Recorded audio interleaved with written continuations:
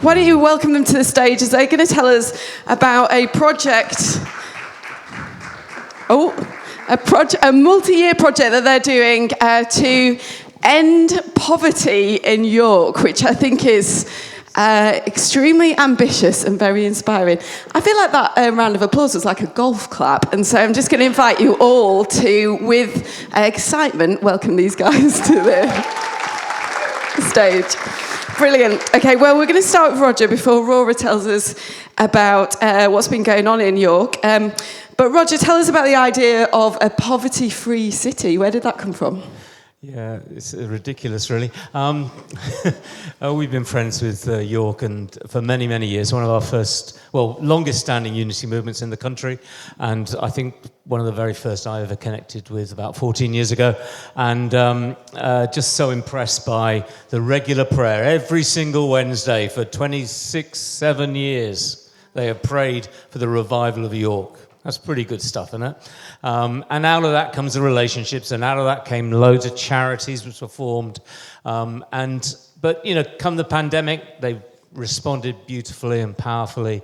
And just in conversation, I suppose, and prayer, I thought, why is there poverty in York?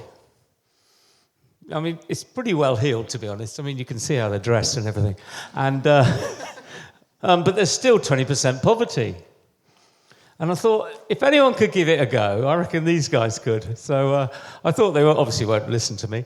And Alison, who's kind of heading up the project from St Michael of Belfry, part of One Voice York, sort of said, I've been feeling the same. And we just, these guys discerned. And I think it's one of the most ambitious projects, I think, around. And I think there is a sense in which we do need to, just to get a bit more courage, actually. And the 10-year project, it's not going to happen overnight. Just got started. Good start. Wait and see how it goes. But I tell you what, I think poverty, even if it doesn't end, will be a lot less in 10 years. And that turns a dial that has not happened in this country for decades. It's got worse and worse and worse. So I honour these guys. Very good. So, Rora, would you tell us what's going on in York? Give us the context. Tell us what you've been up to.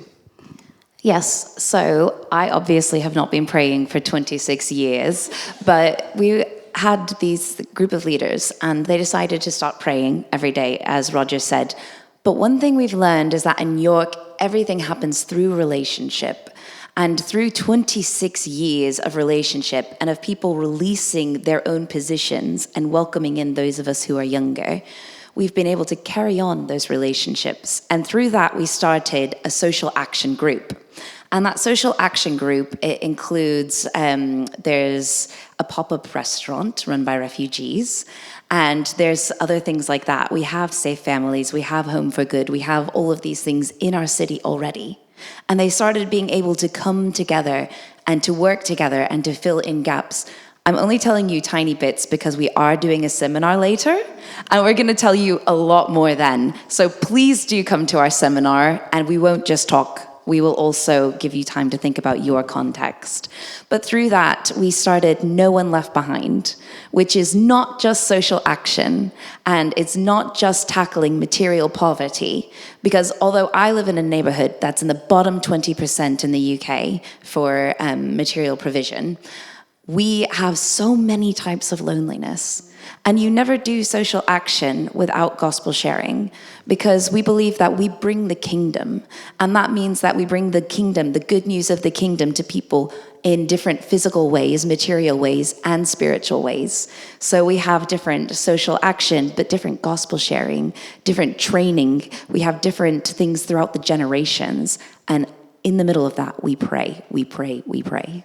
Wonderful, that's great. And James, we'd love to hear from you about how the civic engagement's changed in York recently or over since this project's, Well, it's interesting, the civic engagement in York. York is a unique kind of place, like everybody here from your town or city will say it's a unique place, but York's very proud to be York.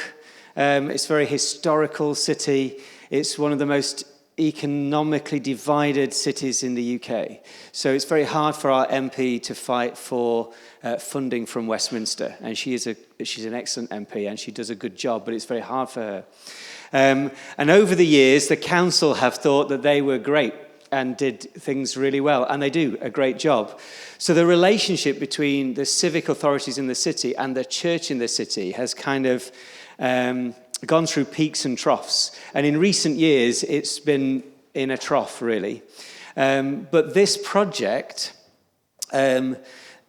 has opened up new avenues of conversation, and not just with those who are elected officials, but with those people who would be around for a lot longer, who are kind of working in communities and children's work and poverty groups. So we have an increasing number of people like Alison, our project lead, talking to different civic groups, different steering panels, but also now more charity leaders who are representing One Voice York and representing the church on some of those key places as well.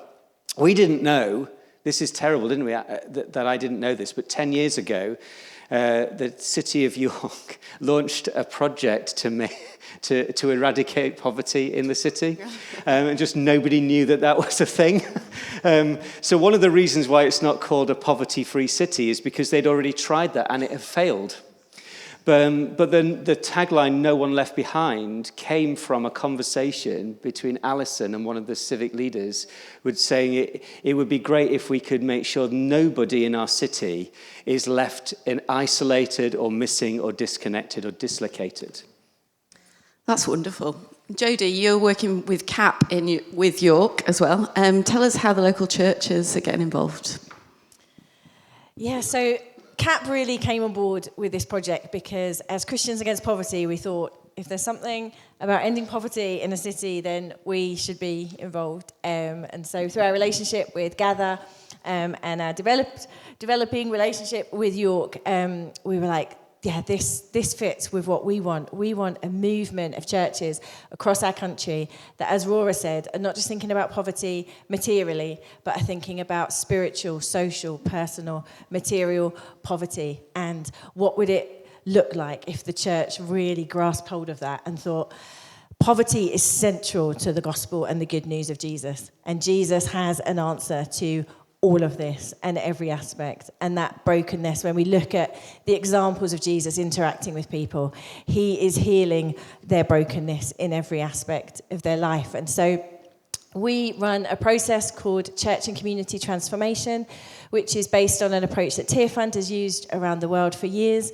but really helps local churches unpack the Bible, really get a hold of what the mission of God is and how we can join in with that and what that says to the darkness, the brokenness in our local communities. So we've come on board with York and responding to a place review that we've done and mapping that we've done as a group in York. The local churches are coming together in their neighbourhoods in groups of 3, 4, 5, 6 churches and saying, what is the pain in our neighbourhood? What is God saying to us about the good news and how we can be that salt, that light, that hope in our community locally? And so across the city, neighbourhoods are coming together as churches to say, we care about our place and we're in our place for a reason. And together, if we respond in our places and if we're connected across the city, then we can make an impact. So we're working with James and some group of churches around his neighbourhood, and other church leaders like that have really caught the vision to say, yeah, let's take this to action and see what God's saying to us right now in our place. Great, and we'll obviously hear more in the seminar, but Rora, just give us one quick story about how this is impacting real people. So we're only in our second year of the project, so we don't have a lot of stories yet because we've been setting up structure, but we do have one story that I really love to share, which is we had a young man who is in homelessness, and we have a charity that helps to house people in homelessness and teach them how to have a stable house and stable income and works with them through all of that. And so he was in that charity, and through that started coming to our food bank that we have at a specific church on a Friday. And then he stayed after food bank for the community lunch that we have, where there's a lot of Citizens Advice, other charities like that are around to help and to join up things. And we have CAP courses around that time as well, and he stayed for that. He got involved in a Bible study that the church was having for anybody that wanted to come along. And then afterwards, we have a hub, which is like a pub, but without the alcohol, for the community, where you can come and play games. There's a cafe. They love to do pool and darts, etc. And he stayed for that. And I go to that as well. And Adam, who's here, is there for the food bank. And so we all got to know him in different ways and build relationship with him. And then he showed up at church on a Sunday morning, and he got involved in church and the Bible study, and he decided to get baptized. So at the same time, he graduated from the charity that works with homelessness, and he got his own flat, and he got baptized. And then we saw a radical change.